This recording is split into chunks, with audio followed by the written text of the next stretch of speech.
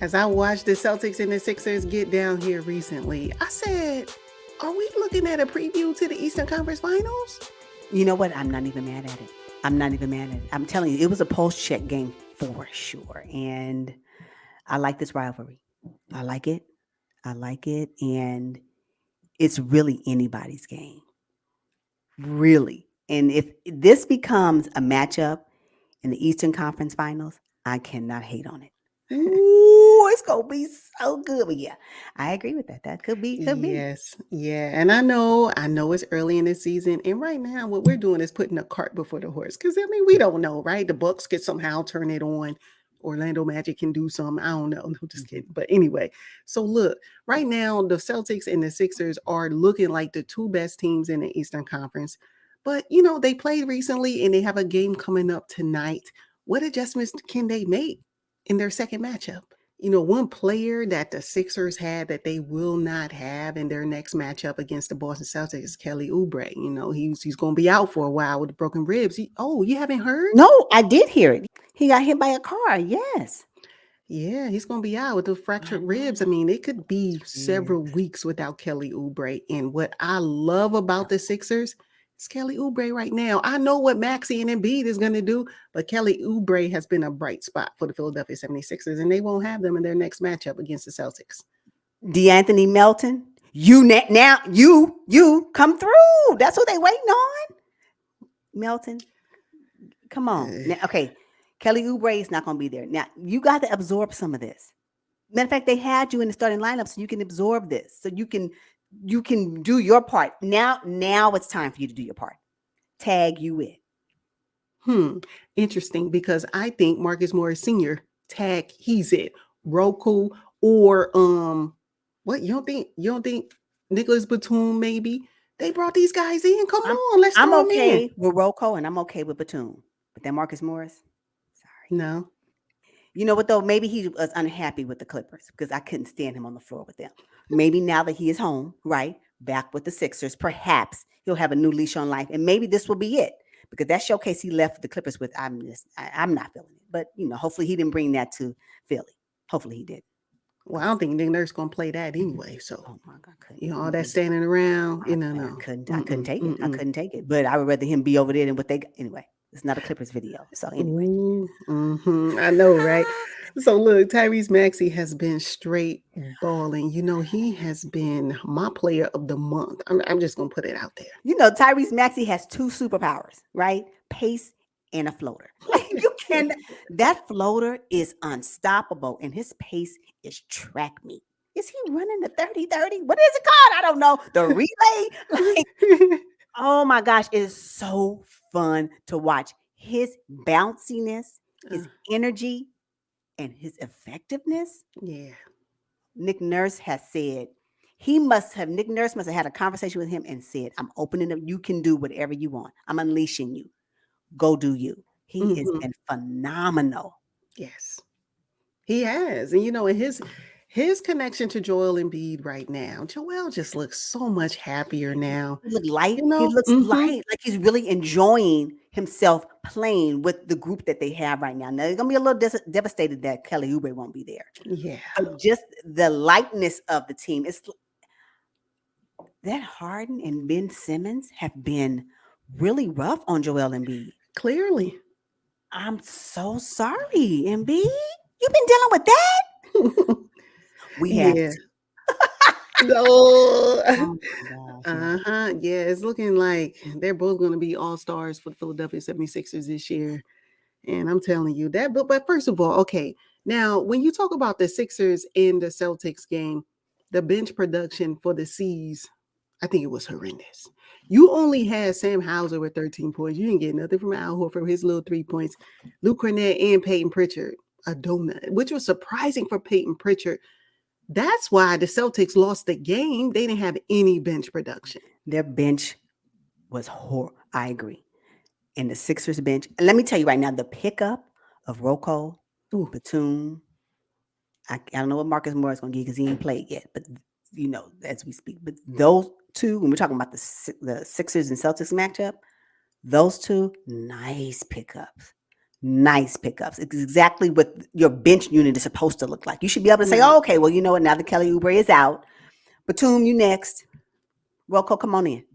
We'll use you. Come Mm-hmm, on. mm-hmm. Come on. Let's. You can do this. Read. What we gonna do? But I just yeah, the Celtics. It's questionable, the Celtics bench overall, just in general. Their bench is questionable. I think it's going to really show up negatively in their quest for the Eastern Conference Finals if they don't make some changes by mid-season trade. It's going to have a Absolutely. negative impact on their overall season. Watch. Yes, because the heavy minute load that Jason Tatum, Jaylen Brown, you got Chris Sabb playing a ton, Derek White, those guys don't get any rest really throughout the game because their bench unit, as we mentioned. But on the flip side, Pat Bev has been doing a lot of talking lately. But when you chip in 2 points, though, I mean, Pat Bev is But Pat Bev's powers are not on the stat line. You yeah, know that. His powers are yes, in his defense, in the way he gets in people's heads, the way he disrupts. That's his, and you don't see that on the stat line if you're just looking at it. You have to watch yeah. the games to see how Pat Bev has a positive impact. And I think that's what the Sixers need on their roster. So yeah, I'm okay with Pat Bev right now. I'm okay with him. I don't expect him to put up double digits. I don't expect that, but I expect you to lock down on defense. I expect you to bring some energy. I expect you to swat a couple of balls. I expect that. I expect you to get 5 fouls. That's what I expect. Yeah, it's substance. That's what I expect from Pat Bev. So yeah. Yeah, but when you do a lot of talking and stuff, it's just everybody just say, okay, well, let's see it in black and white on No, paper, and you don't no, see it. you That's the don't see it. thing. No, you're Hmm. gonna have to watch it in living color when you either watch the game at the time it's playing or stream it on League Pass. That's the only way you're gonna be able to see it because you won't be able to see it again. You Hmm. know what? In the first matchup from the Celtics and the Sixers, Kristaps Porzingis, although he had 29 points, I didn't like the way he was used. I didn't. He looked pedestrian. Like it just didn't. You know what it is? I don't like him cower. It appeared in that game that he cowered when he was in the paint. Oh, I mean, come on. He what? 150 pounds? What are you gonna do? Mm-mm. I was just like, I'm gonna need some more power from him. I know in that particular game, I'm not saying that he does this all the time, but in them first matchup, I was just like, if you don't get, you cannot rest at the perimeter. Kristaps, no. Joel Embiid's gonna. I need for you to be where Joel Embiid is now. Mm. It just you don't have enough strength to manage him. I don't know. I didn't like that from Chris Porzingis. I didn't like it. But thank you for your point production. But from a defensive presence, I just didn't like it. He just seemed really pedestrian, really cowardly. Like I saw him flinch one time. I'm like, what you taller than the basket and you can't get a rebound? I'm just Yeah. like, you can't swat a ball. I'm like, I just want Uh-huh. more aggression from him. There is no way that Jason Tatum should have more rebounds than you. No, no way. No, no way. Jason Tatum should have more rebounds than Kristaps Porzingis. Period. Mm-hmm. When But you do that you close like? to the basket, when you that Oh, close to the rim. right. No, I agree with you 100%. And I talked about that. We talked about that early on when they got rid of Smart and they brought in Porzingis, and we are like, oh, there go that toughness. Eh, Yeah, starting and to you see know it. what though? And when I saw it in the match, and I'm speaking specifically about the first matchup between the Sixers and the Celtics, I Hmm. said, if you don't put Robert Williams III in, oh, I he ain't there know. no more. That's when I need Yeah. I need him to show up right at that moment. Robert Williams III would have Ooh. handled all of this because Mm-hmm. his girth alone, would have been enough presence in the paint to at least disrupt some stuff. And I didn't get that from Kristaps Porzingis at all. Mm-mm. Yeah. I'm starting to see some of the lingering issues the Celtics had last season when it comes to lulls in the game, second quarter lulls. That's another reason why they lost this game too. They were outscored 39-27 in the second quarter going into halftime.